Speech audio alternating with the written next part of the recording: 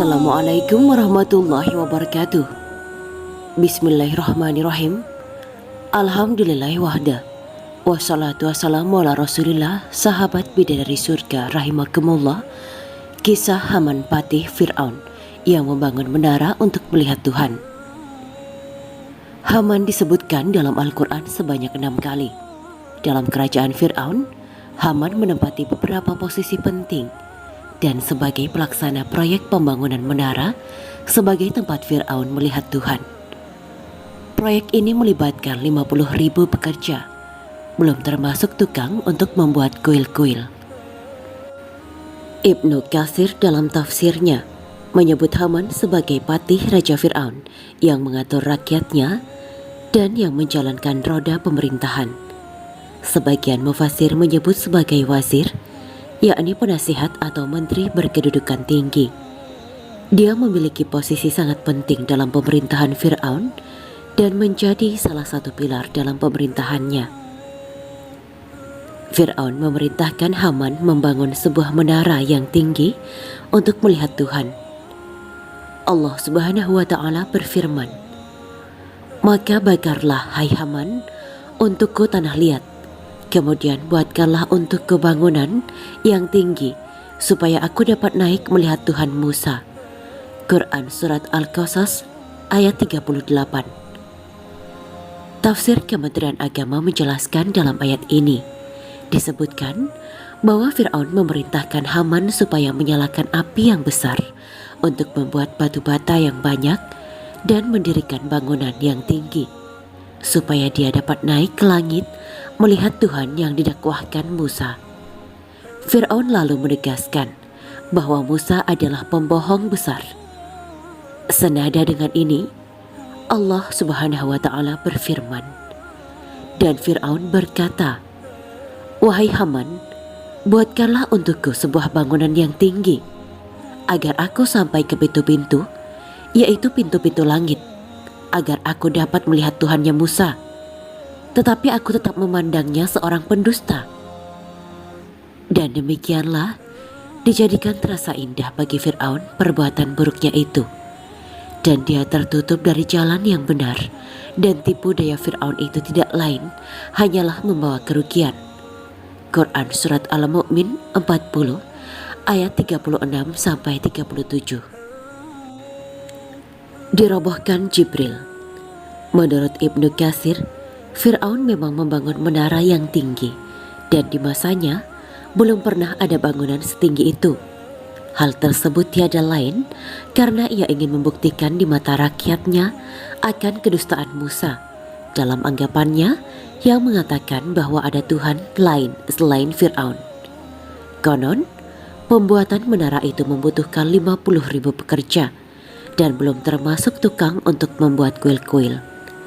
Setelah pembangunan menara selesai, Fir'aun menembakkan panah dari puncak menara untuk mengalahkan Tuhan Musa. Fir'aun berbohong kepada Musa bahwa Tuhannya telah mati dengan menunjukkan anak panahnya yang kembali telah berlumuran darah. Menara itu kemudian dirobohkan oleh Jibril menjadi 3 bagian yang menewaskan hampir seluruh pekerja. Fir'aun dan Qarun. Posisi Haman berada di barisan Fir'aun dan Qarun mendustakan Nabi Musa. Allah Subhanahu wa Ta'ala telah menyebutnya secara eksplisit dalam banyak ayat dalam Al-Quran, yang artinya, "Dan sungguh kami telah mengutus Musa dengan membawa ayat-ayat kami dan keterangan yang nyata kepada Fir'aun, Haman dan Qarun. Lalu mereka berkata, Musa itu seorang pesihir dan pendusta." Quran Surat Al-Ghafir ayat 23 sampai 24. Haman, Fir'aun dan Qarun merespon dengan sombong atas seruan Nabi Musa yang jelas dengan tanda-tanda dan mukjizatnya. Mereka justru menolak seruan Nabi Musa sebagaimana yang dijelaskan dalam ayat berikut. Dan juga Qarun, Fir'aun dan Haman, dan sesungguhnya telah datang kepada mereka Musa dengan membawa bukti-bukti keterangan-keterangan yang nyata. Akan tetapi mereka berlaku sombong di muka bumi, dan tiadalah mereka orang-orang yang luput dari kehancuran itu. Quran Surat Al-Ankabut ayat 39. Tugas besar Haman adalah membantu Fir'aun. Dia menjadi mitra Fir'aun dalam membangun ide dan membantu menjalankannya. Haman melaksanakan keinginan Fir'aun yang menentang kebenaran tauhid.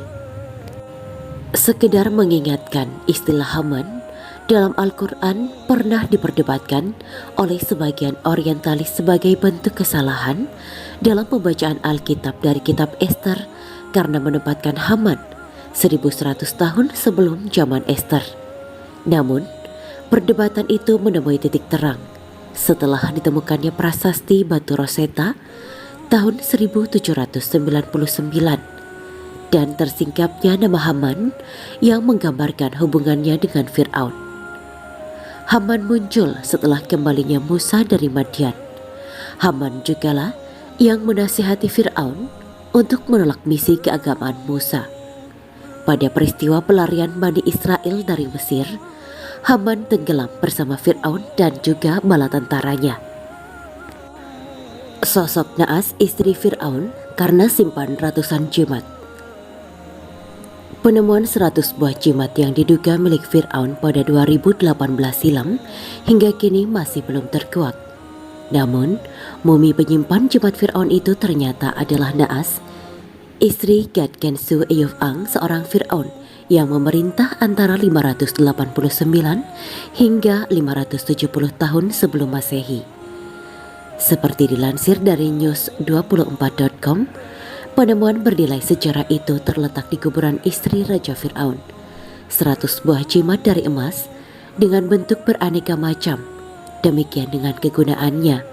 Tapi sayang, tak seorang peneliti pun yang bisa menyebut nama jimat itu, apalagi kegunaannya. Kendati di dataran Mesir sangat sulit ditemukan sumber air, tetapi lokasi penemuan mumi itu menunjukkan bahwa tempat itu dulunya dikelilingi kolam-kolam penyimpanan air dan merupakan lokasi pemukiman suku-suku nomaden. Semua ini terbukti dengan adanya bekas lubang sebesar kolam yang lumayan banyak jumlahnya. Sedangkan kompleks kuburan Fir'aun sendiri ditemukan bulan Maret tahun lalu di desa yang sama, yakni terletak sekitar 400 km barat daya Kairo, ibu kota Mesir. Jasad Naas sendiri ditemukan sekitar 6 km dari lokasi kuburan Fir'aun. Penemuan yang spektakuler ini, Dewan Nasional Keperbakalaan Mesir sebagai peristiwa sangat langka di dunia. Dan temuan paling penting adalah sebuah cincin emas dan anting-anting di jari dan telinga Naas.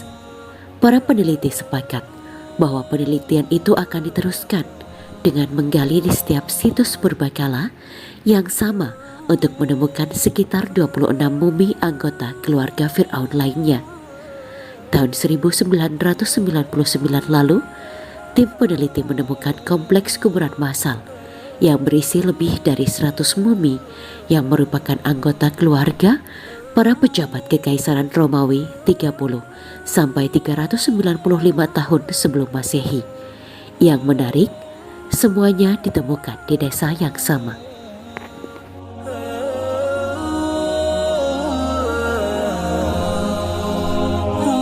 Demikianlah kisah Islami Bidadari Surga pada hari ini. Jangan lupa like, share, dan tinggalkan komentarnya agar kami semakin bersemangat dalam membuat konten yang lebih baik lagi dan dapat diambil ilmunya. Semoga bermanfaat dan menjadi amal jariah kita semua. Amin ya mujibah sa'ilin.